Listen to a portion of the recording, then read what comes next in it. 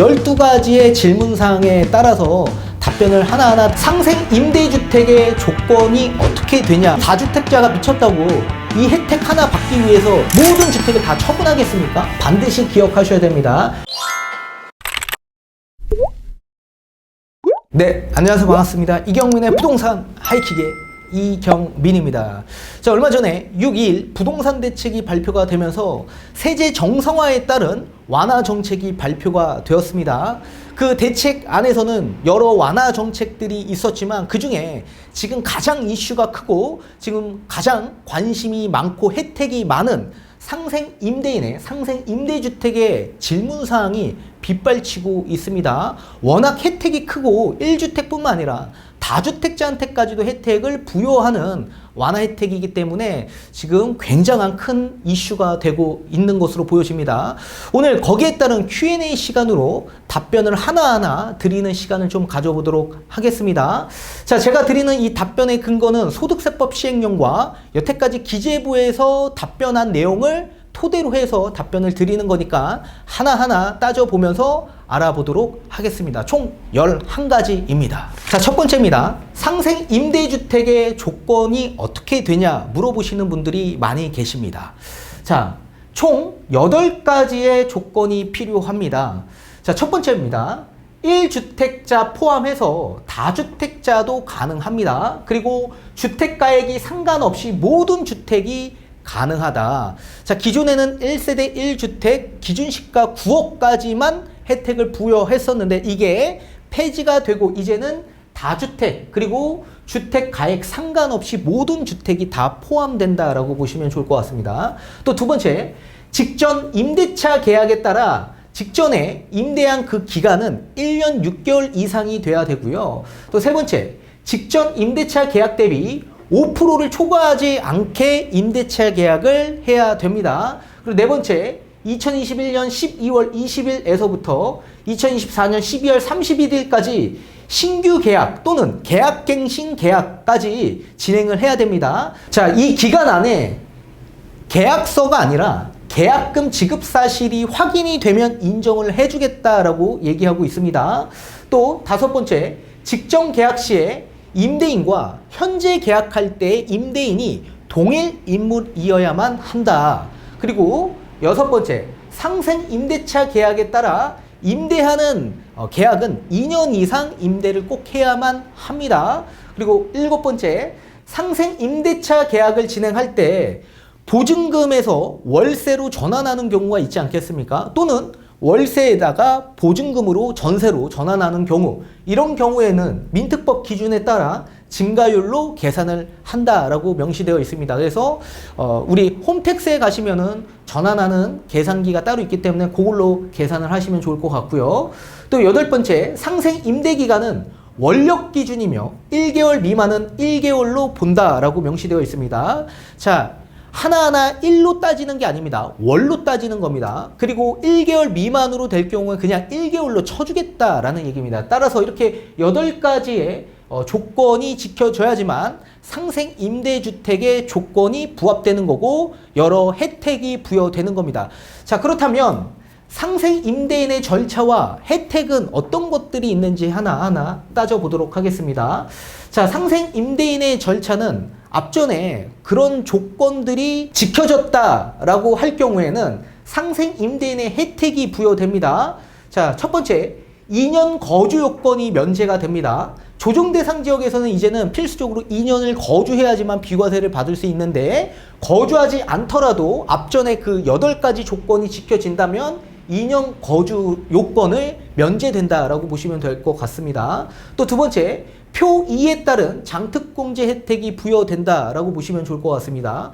자, 표 2라는 건 뭐냐면 우리 장기보유 특별공제를 받을 때 거주 2년을 할 경우에는 무조건 4%, 거주요건, 보유요건에 각각 4% 적용이 돼서 최대 80%의 장기보유 특별공제 혜택을 받아볼 수 있습니다. 자, 그런데 만약에 2년 거주 요건이 부여되는 거기 때문에 2년 거주를 했는데 보유도 2년 보유를 하고 매도를 할 경우가 있지 않겠습니까? 그럴 경우에는 장특공제 혜택을 받지 못합니다.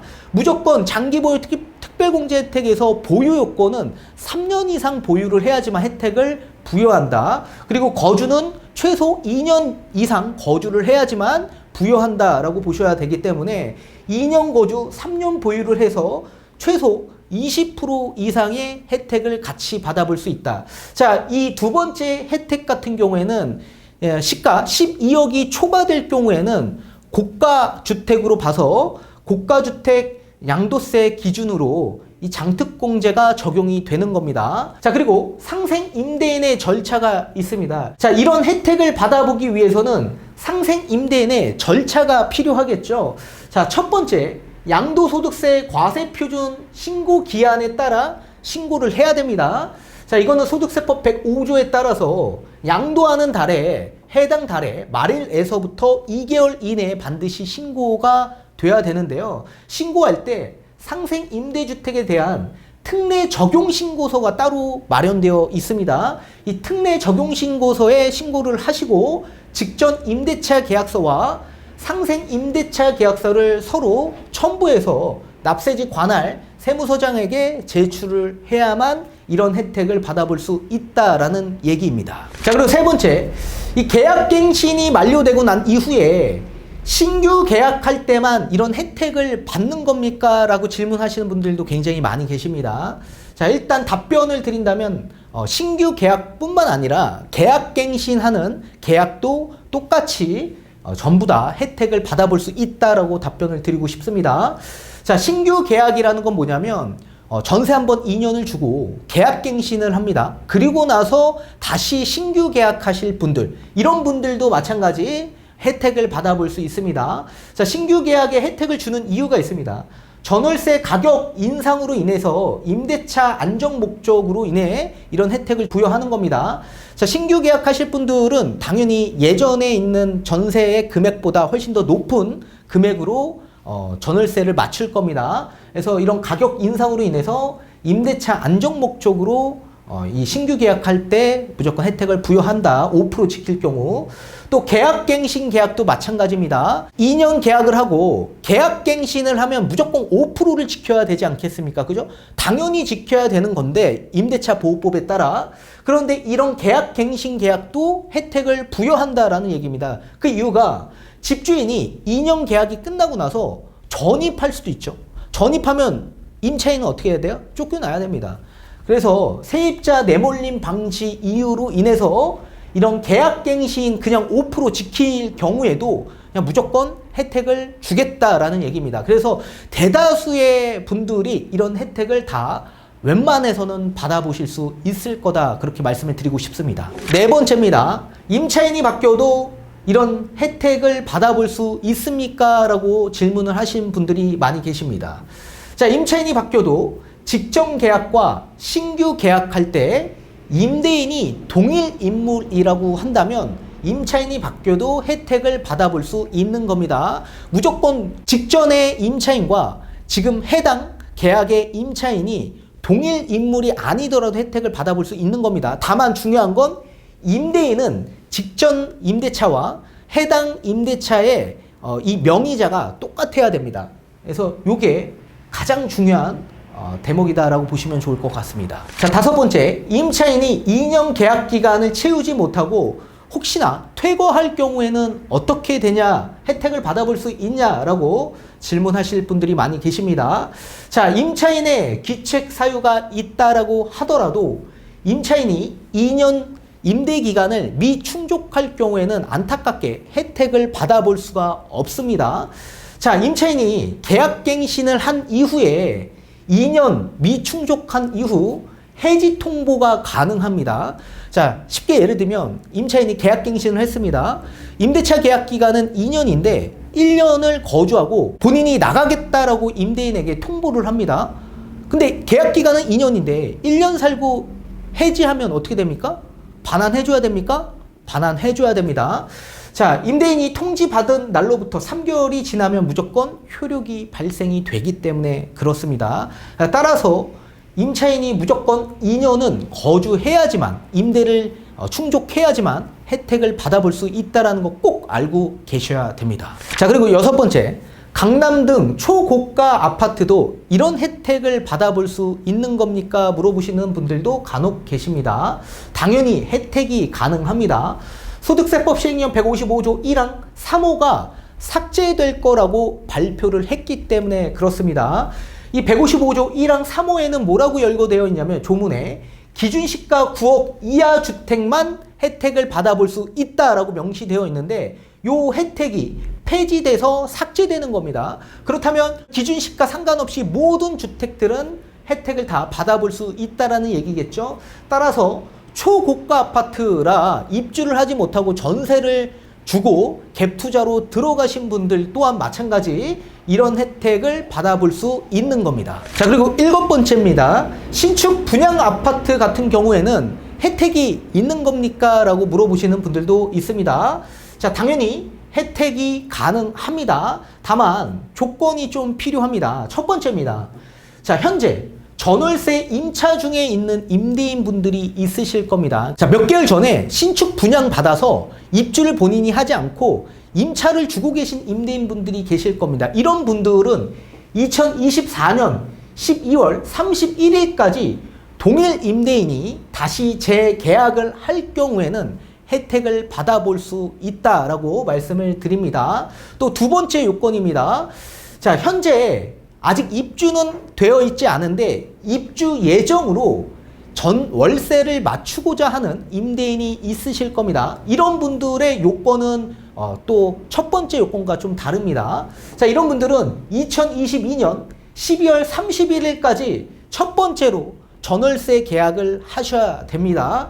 그리고 나서 2년이 지나고 난 이후에 2024년 12월 31일까지 두 번째 임차 계약을 진행을 하게 된다면 혜택을 받아보실 수 있다라고 말씀을 드리고 싶습니다.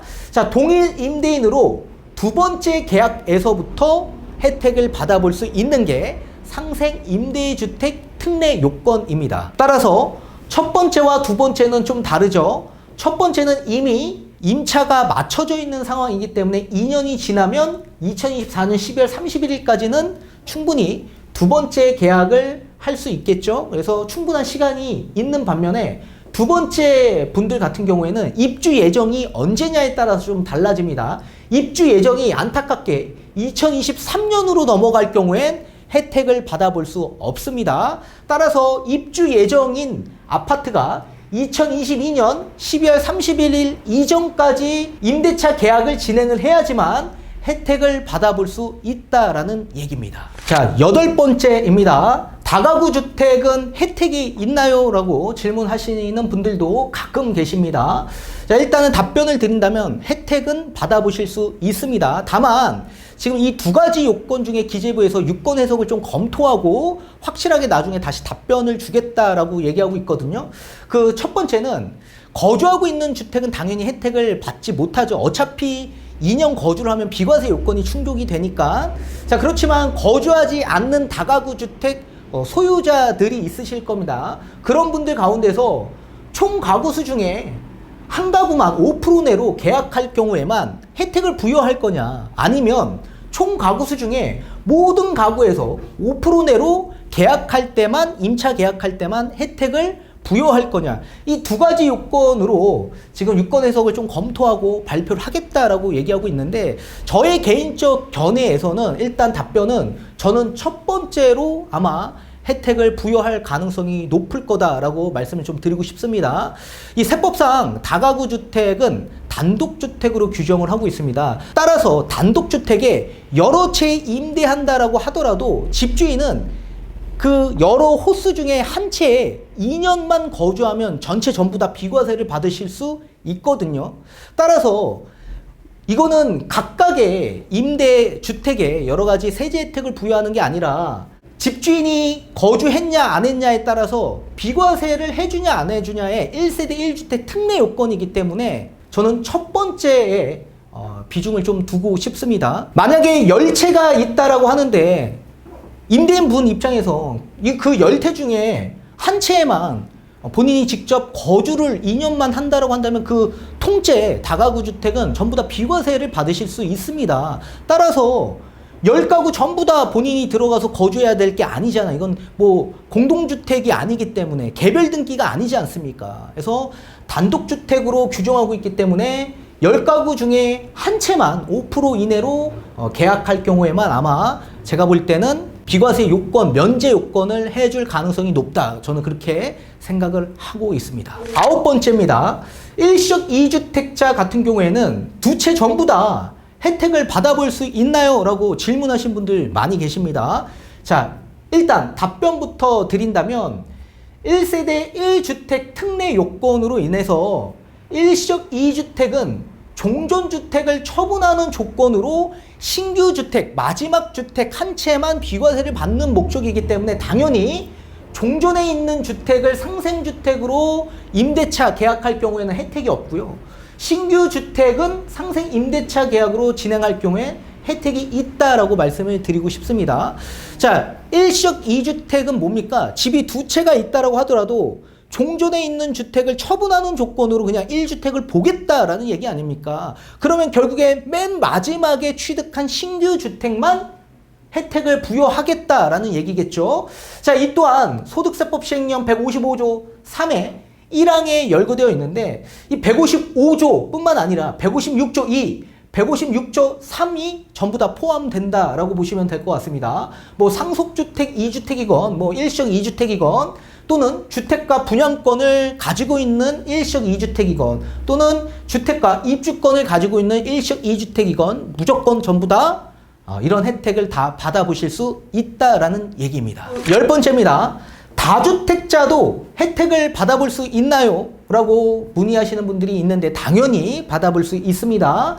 자, 2021년 12월 20일에서부터 2024년 12월 31일까지 신규 계약이나 또는 계약갱신 계약을 하고 난 이후에 5%를 지키고 계약하고 최종 1주택이 된 시점에서 매도를 하게 될 경우에는 혜택을 받아볼 수 있다라는 얘기입니다. 그런데 이 다주택자가 미쳤다고 이 혜택 하나 받기 위해서 모든 주택을 다 처분하겠습니까? 저는 그럴 분들은 현저히 적다라고 생각을 합니다. 아무튼 다주택자 가운데서도 모든 주택이 다 이런 비과세 요건 충족이 되는 게 아니라 21년 12월 20일에서부터 24년 12월 31일까지 신규 또는 계약갱신으로 계약금을 지급한 사실이 증빙되는 계약일 경우, 그런 경우에는 최종 다주택에서 1주택으로 된 상생주택만 매도할 때 혜택을 받아볼 수 있다라는 얘기입니다. 11번째입니다. 갭투자도 혜택을 받아볼 수 있나요? 라고 질문하실 분들이 계십니다. 당연히 혜택은 받아보실 수 있습니다. 다만 조건이 좀 까다롭습니다. 조건이.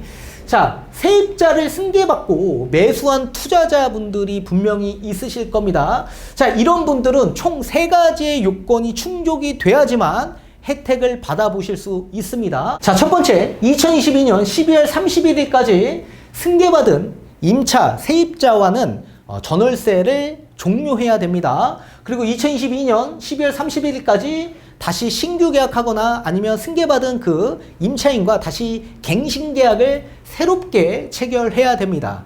그리고 세 번째, 2024년 12월 31일까지 신규로 다시 계약하거나 또는 갱신 계약으로 다시 임대차 계약을 진행해야 됩니다. 이 두 번째 계약이 진행이 돼야지만 상생 계약으로 혜택을 받아보실 수 있는 겁니다. 제가 맨 처음에 8가지 조건을 설명해 드리지 않았습니까? 그 8가지 조건 중에 직전 임차 기간이 1년 6개월이 넘어갔는지가 중요하다라고 말씀을 드렸죠. 그런데 승계받은 사람은 직전 임차 기간이 1년 6개월이 지나가지 않았습니다. 그죠? 그래서 기존에 승계받았던 임차가 종료되고 다시 신규나 계약갱신을 진행할 경우에 혜택을 받아볼 수가 없는 겁니다. 자, 그리고 직전 그리고 당해 계약할 때 동일 임대인인지가 중요하다라고 제가 말씀을 드렸죠. 근데 직전에 계약한 건 저랑 계약한 게 아니죠. 직전에 계약한 건 전에 있던 집주인과 계약한 거죠. 따라서 제가 직접 계약을 한 게 아니기 때문에 제가 직접 계약한 이 두 번째 2022년 12월 31일까지 신규 또는 계약갱신을 할 경우, 이거는 저와의 계약이죠. 그리고 나서 두 번째 계약이 있어야죠. 왜냐하면 직전과 당해 동일 임대인이 계약해야 된다라고 명시하고 있기 때문에. 그래서 따라서 제가 계약한 건 직전 계약과 당해 계약 이 두 가지가 동일 계약으로 진행이 돼야 된다. 동일 임대인으로. 자, 따라서 2024년 12월 31일까지 두 번째 계약이 진행이 돼야 된다. 두 번째 계약 반드시 기억하셔야 됩니다. 이런 요건이 충족되지 않은 승계받은 임차인 분들은 혜택을 받아볼 수 없다라는 얘기입니다. 자, 그렇다면 무조건 2022년까지는 승계를 받아서 또는 다시 신규 계약을 진행을 해야 되겠죠. 2023년이 넘어가서 승계를 받는다. 그러면 혜택이 없는 겁니다. 자, 마지막 12번째 질문 사항입니다. 주택임대사업자도 똑같은 혜택을 다 받아볼 수 있나요? 라고 질문하신 분들이 너무나도 많았습니다. 근데 답변은 다행스럽게 기재부에서 해주겠다라고 혜택 받아볼 수 있다라고 답변이 나왔습니다. 그래서 받아볼 수 있다.